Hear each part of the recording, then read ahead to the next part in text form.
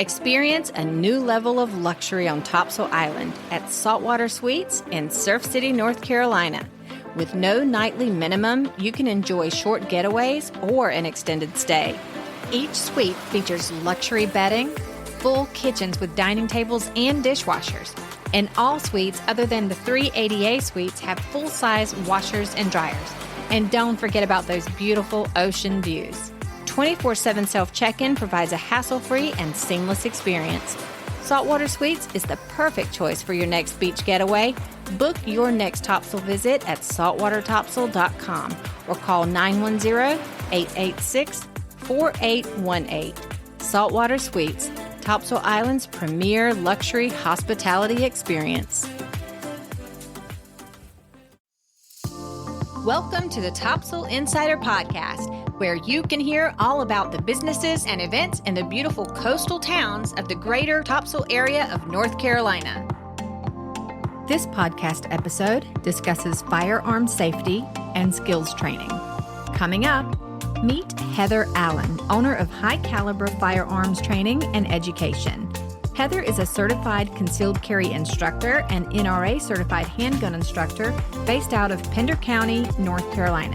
She has a degree in criminal justice and offers classes on basic firearm safety and skills, North Carolina gun laws, and more. Let's get started. Hello, everyone, and welcome to the Topsail Insider Podcast. My name is Krista, and I am your host. Today, I am interviewing Miss Heather Allen. She is the owner of High Caliber, providing firearms training and education. Welcome, Heather, and thank you for joining me. Thank you so much for having me. How are you doing? I'm doing great. All right, let's get busy here. Let's start out with you, Heather. Tell us about you and your background that led you up to opening High Caliber. I was born and raised in Long Beach, California. I graduated from Cal State Long Beach with a criminal justice degree, Spanish minor. I also had to do an internship in college, and I remember asking a college counselor, like, can this internship be done anywhere? And they said, sure. So I bought a one-way ticket to Honolulu, Hawaii. Oh my gosh. I don't blame you. Yeah. I interned for the Attorney General's office in Honolulu. That was a great experience. And then came back, graduated Cal State Long Beach. I remember telling myself, if I don't get a good job, meet a good guy, I'll move back to Hawaii. And that's when I started working for the district attorney's office in Newport Beach. And I met my husband, Tyler. Oh, wow. Okay. So okay. I did not end up moving back to Hawaii. I'm sorry. I think Surf City, our beaches are better than Honolulu beaches. So you've done all this. You've gone to school. You've got your degree. You've gone and worked in Hawaii. You came back. You're working in Newport for the district attorney's office, and you met your husband. So when was it that you started learning to shoot and handle a firearm? It wasn't until I met my husband. Growing up in Southern California, I would say it was pretty typical where, so my dad had a firearm, but he would always say, you know, it's under the bed, don't touch it. It's in the closet, don't touch it. And he never taught me. He taught me how to surf, which is, I'd say, equally important, but never how to fire a weapon. And so when I met my husband, who had prior military service, he was in the Navy. He did SWCC, was like Special Warfare Combat Crewman. He did that for 4 years and then also was in the reserves. So when he would be gone with the reserves, I was home with our 18-month-old. And that's when I really decided, like, I need to learn how to use this. I need to be proficient. And then I started working for the California Rifle and Pistol Association. That was an amazing job. And I noticed a lot of girlfriends of mine, they go, wait, where do you work? Oh, can you teach me how to shoot? Oh, really? And then it turned into friends of friends of friends, like, hey, you taught my friend so-and-so. Can you teach me how to shoot? And I just really remember talking to my husband and saying, I think there's a need for female instructors in Southern California. And then High Caliber was created and it really took off. That sounds like it happened very organically. So tell me how you became certified. Tell me about that timeline. Sure. It was a pretty simple process. You just have to go, I went through the NRA, National Rifle Association, and you get certified in basic pistol, and then you take another class and you get certified to become a basic pistol instructor. I was actually contracted with a range in Los Angeles. What was interesting about there is that I would teach mostly African American women, and that has been, for the past 5 years, still going on strong. That is the biggest growing demographic of new gun owners in America. May I ask what made you decide to leave California? And then how did you decide on Surf City? What made us leave California? How much time do we have in this podcast? There's so many reasons. We were just done with California. Yeah, it was really expensive. It was not very safe. Didn't feel like it was a great place for us to raise our daughter. And it was just that time. And my husband always goes, I found Surf City. I found it. He gets all the credit. How did he find Surf City? We knew we wanted to stay by the beach, had to have great schools and affordable housing. And then we came out and we checked it out. I was like, done. Check. Let's get us out here. So I thought I would be a little sad when we drove off the 405 for the last time. No, I was just counting down the days and the hours. Okay, so now that you're in Surf City, what certifications do you hold now did you have to renew your certifications for North Carolina? I did not, which is nice because it's the National Rifle Association. So that made things really easy. What the interesting thing I found out here was when I would tell people I taught basic handgun, it was kind of more and more people were like, oh, well, can you help me get my concealed carry permit? So I definitely listened and I got certified as a concealed carry instructor. Got it. Okay. Can you tell me some of the reasons that you think that proper handling and shooting of a firearm can be beneficial? Sure. I will say that I know myself and my family, we feel infinitely safer in North Carolina than we did in California. But that being said, crime happens everywhere. And I think once you realize the cops can't be there with you every second to protect you, if an emergency happens and you need them, on a good day, it's going to be maybe 7 to 20 minutes before the cops are going to come respond. Right. So I like to tell people we're our own first responders. Right. We're always our own first responders. So there's definitely that aspect of just self-protection. And then I also had some women come to me in Los Angeles and they wanted to make it clear that they were against guns, but they found themselves in the stereotypical scenario where they were going through their grandfather's attic and they came across a firearm and they had no idea what to do. And their kids were there too. So, what would they have done if the kids had gotten to that first? So can we talk about some of the statistics that you mentioned in the pre-interview? Absolutely. So unfortunately, in America, we do have the quote unquote gun violence statistics. Roughly 30,000 Americans are killed by someone with a firearm every year. I think what a lot of people don't know is that about 63 to 64% are unfortunately suicides. There are two organizations really trying to combat those statistics right now. One's Walk the Talk America. The other one is holdmyguns.org. Really, really great organizations. And then another thing I think people should understand there are bad guys in that statistic. There are murderers, people who... There's one scenario where there is a man deported for 5 times for horrible crimes, came back into Napa Valley, California. When he was pulled over by a female deputy, he immediately shot at her. He missed and she responded. She killed him. And now that person who should have been in our country, who's trying to murder a female deputy, he is now a quote unquote gun violence statistic in America. Right. And what I do wish the media would focus more on is all the times that firearms save lives. Upwards of 3 million times a year where a firearm, even if it's not used, just the brandishing have saved lives. And I really wish more people heard those stories.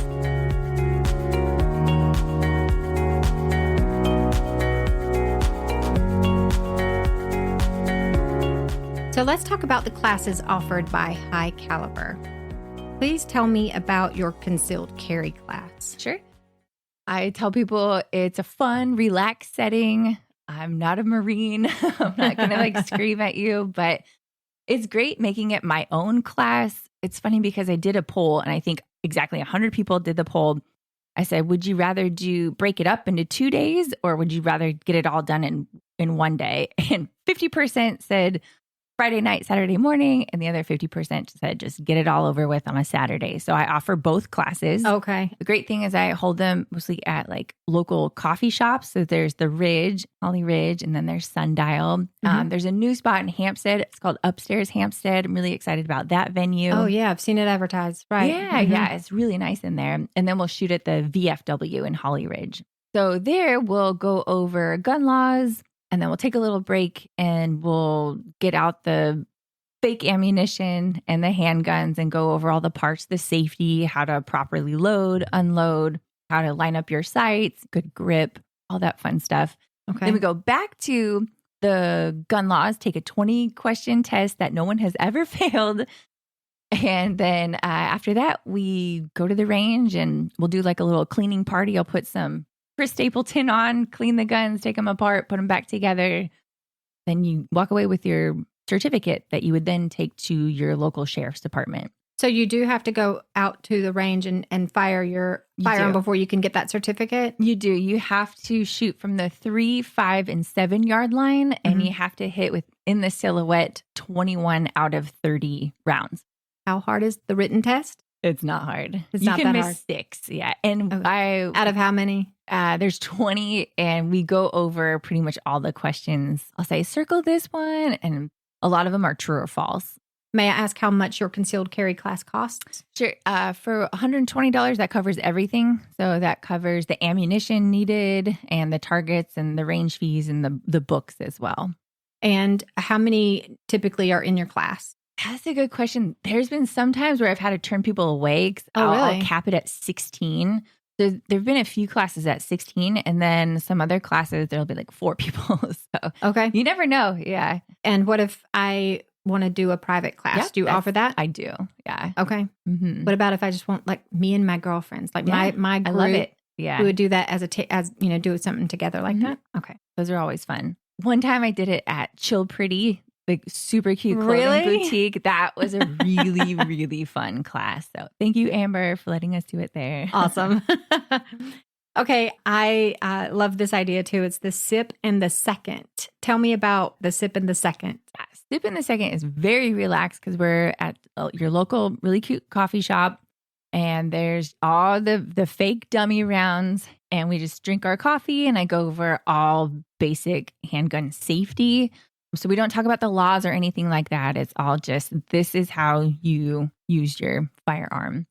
Are you in a private room or is it kind of out in the open? No, it's pretty much in the private room. Yeah, both Sundial and the Ridge, they offer like a pretty private area. I mean, can you imagine if someone's just walking in for their coffee and they see a table full of guns? You're like, what's going on here? Okay.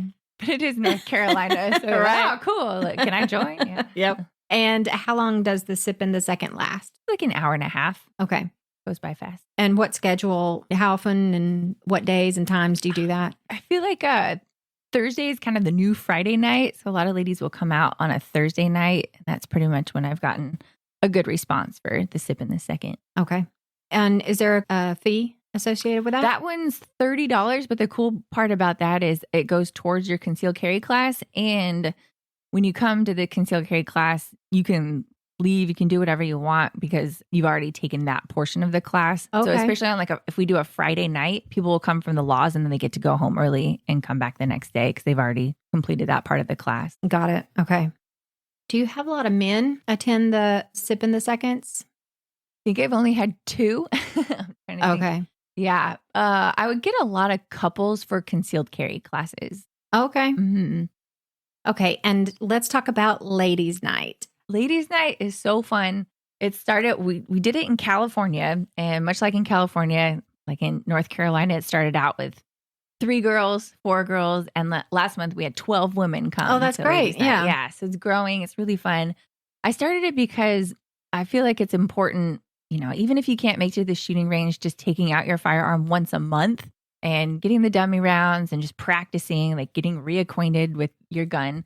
But if you can and you have time to go to the range at least once a month, why not come to ladies' night and brush up on your skills? Yeah. It's only $20. That covers your range fee, all your targets, and Howitzer is a really awesome clothing company. Definitely want to check them out. They kind of sponsor us, and they just sent us a huge new shipment of awesome t-shirts. Oh. So I give those away. And Oh, that's cool. yeah, And where is the ladies' night held? that's also at the VFW. Okay, the in Veterans of Holly Foreign Ridge. Wars Mhm. post. Okay. And we are getting floodlights put in because when we started doing it last year, we'd shoot a few rounds. It's like, okay, it's super dark. I can't really see my target. So Yeah. those floodlights are going to be Great. Yeah. Okay.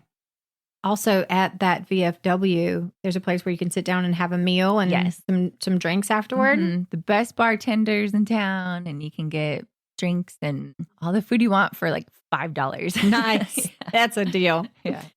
You also offer private firearms lessons. Let's talk about that and the prices. Mm-hmm. Yeah. So this was pretty big in California too, where I'd come to your house and kind of everything we go over on the sip in the second. I would go over that too. So we don't worry about the gun laws necessarily, but more about, handling the firearm, make sure you know how to load safely and unload and the good grip, all that good stuff. And then we would go to the range after that and put all your new skills to the test.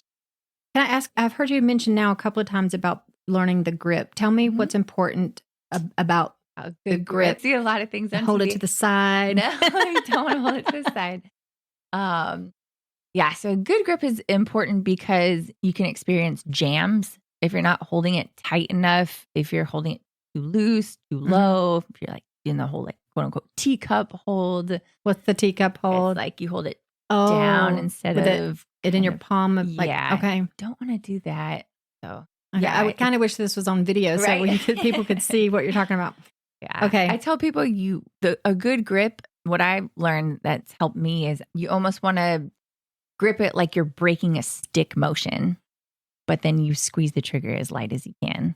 Okay, so you said this is 2 hours. It's 1 hour in the home and then about 1 hour at the range. That's So, okay. And this is for the whole family? Sure.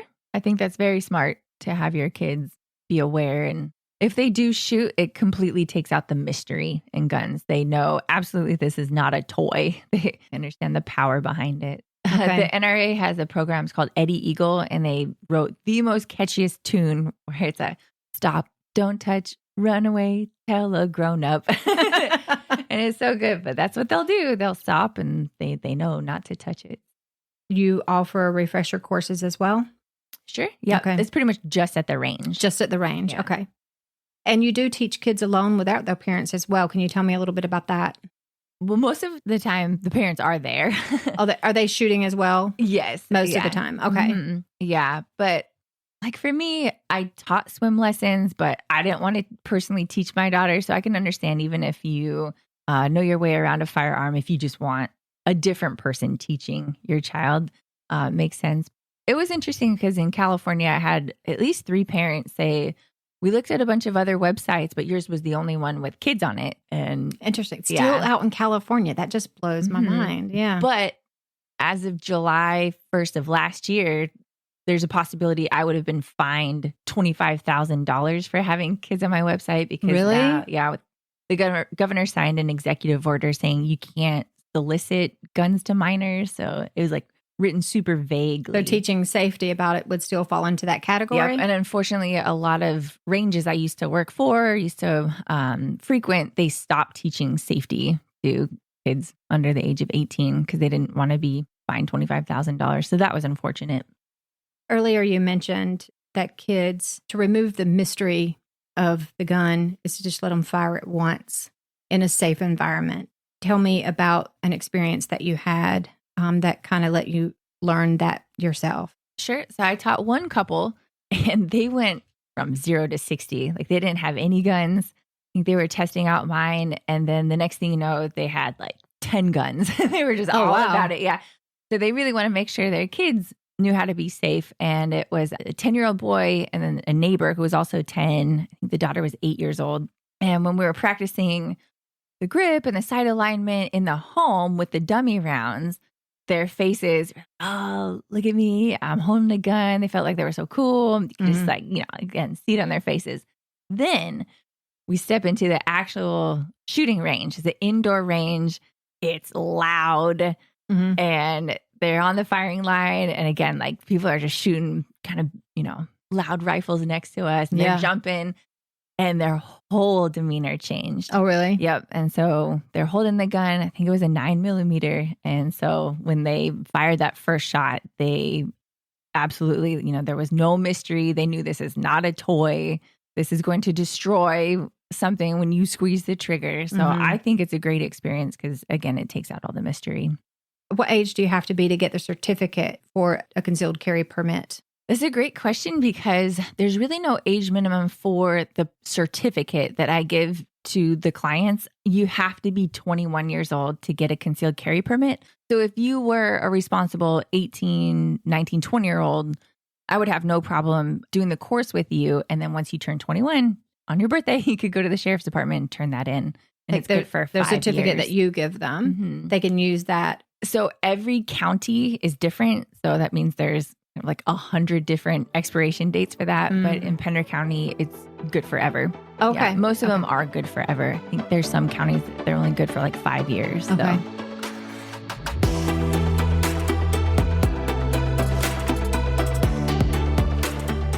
Okay, switching gears here a little bit. You did tell me some very exciting news. You can make the announcement. I just put my name in to run for Surf City Town Council. Thanks for letting me talk about this. I don't want to do any politics on the podcast at all. And I don't want to, promote one and not the other and look like I'm choosing sides of any sort.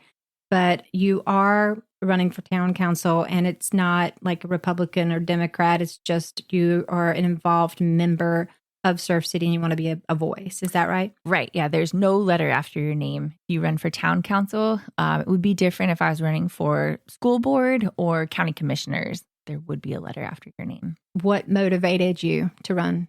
Like I said, I came from California.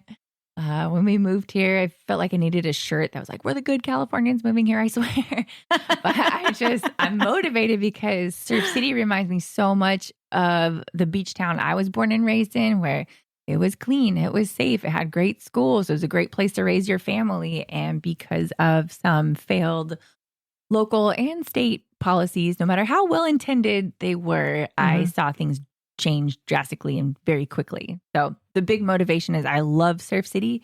I love that it's clean, it's safe, great place to raise your family, and I don't want to see that change. You want to keep it that way. Yes. Okay. So I understand that you just, about 2 weeks ago, you shot a gun in Alaska. Did.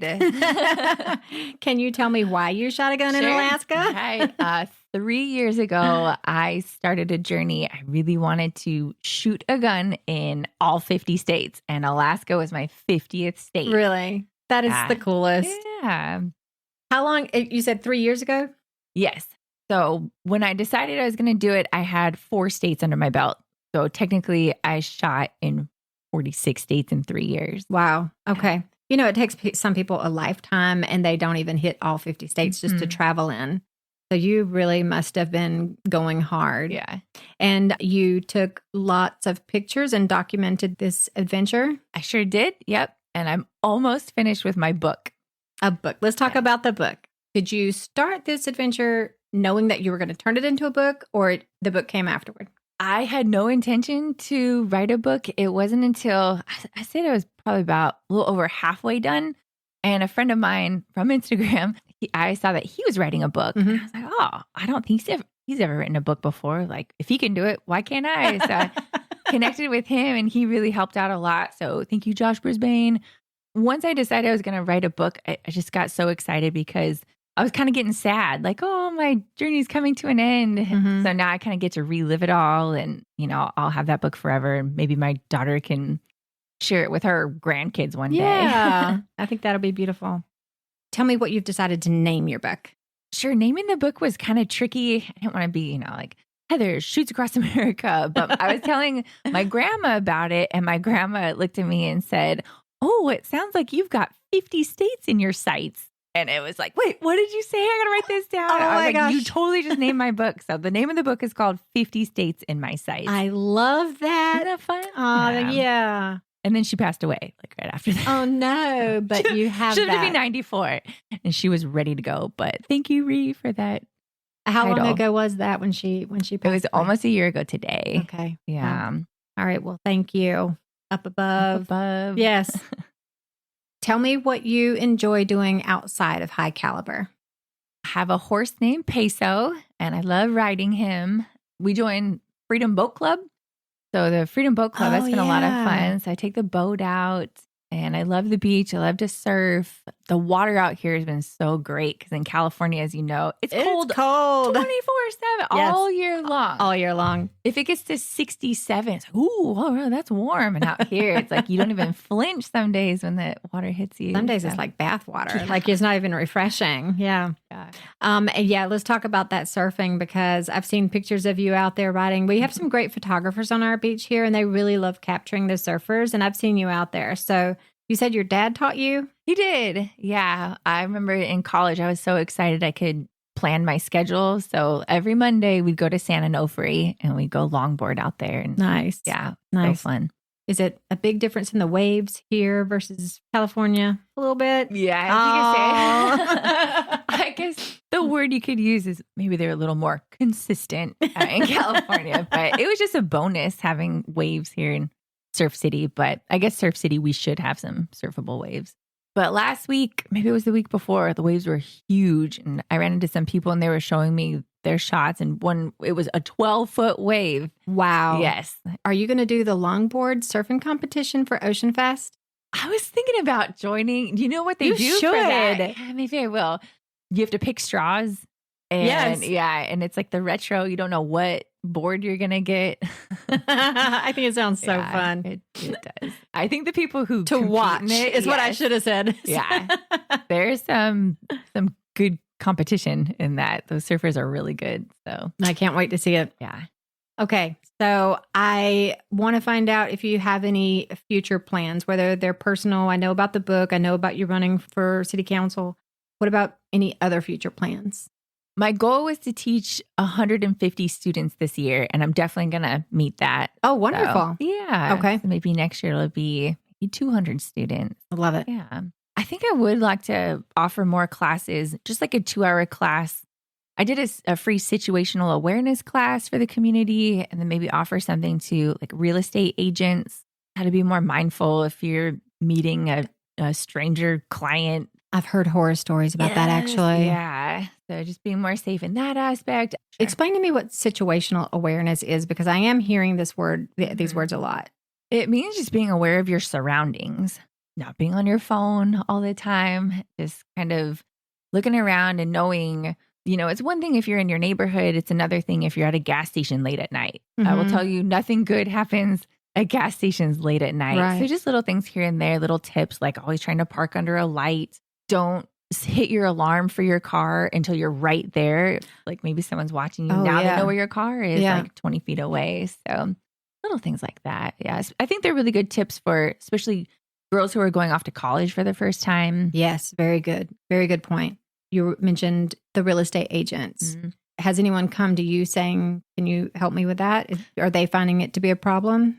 Luckily, I feel like more real estate agents, they're being proactive. It hasn't, like, definitely in Los Angeles, I had so many women who say, X, Y, and Z just happened to me. Now I want to learn how to use a firearm. Yeah. But here it's like, hey, let's be proactive. Like some firms are coming to me saying, like, can you teach our whole group a class? So I'm excited about that. And then I had a husband, his wife is a real estate agent, and he mentioned there's a lot of land for sale. So now she's just meeting clients out in open areas. That's scary. Yeah. So he got her the class. So good on him, though. Yeah. Looking out. I love that. Mm-hmm.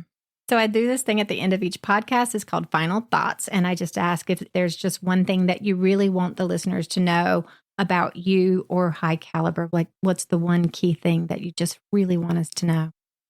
I appreciate this question. And what I'll say is, if you are someone out there who is thinking about learning to use a firearm, please know that if you take my class, again, it's going to be a fun, relaxed setting. And I promise you'll walk away feeling more confident and more comfortable with a handgun. So if you have any questions, please feel free to reach out to me. Okay, very good. So how do we contact you? So my website is highcaliberoc.com. And you can find me on Instagram, and that would be highcaliber_NC. It's a little tricky there because she was in Orange County, so you got the OC, and now you're here in NC. So just to say that one more time, Sure. One more time. Its website is highcaliberoc.com, and that's where you'll find all my classes. And on Instagram, it is highcaliber_NC. And what about an email address? That would be heather@highcaliberoc.com. And your phone number? Sure. It's 562-331-3033. All right, there you go, guys. Thank you, listeners, for joining us today. And thank you again, Heather, for being so much on the Topsail Insider Podcast. I appreciate it. And telling us all about High Caliber. Hey, thank you for joining me today on Topsail Insider. If you liked today's episode, please hit the follow or subscribe button so that you can get the Topsail Insider podcast delivered automatically to whichever podcast platform you're listening on. And if you're a business owner and you wish to set up a pre-interview or you want to advertise, please email me at topsailinsider@gmail.com. Please also find and like the Topsail Insider Facebook page. I provide links to the new podcast there each week, as well as providing photos of the businesses that I'm highlighting, along with any of their upcoming events. So hey, let's do this again next week. I'll see you around Topsail.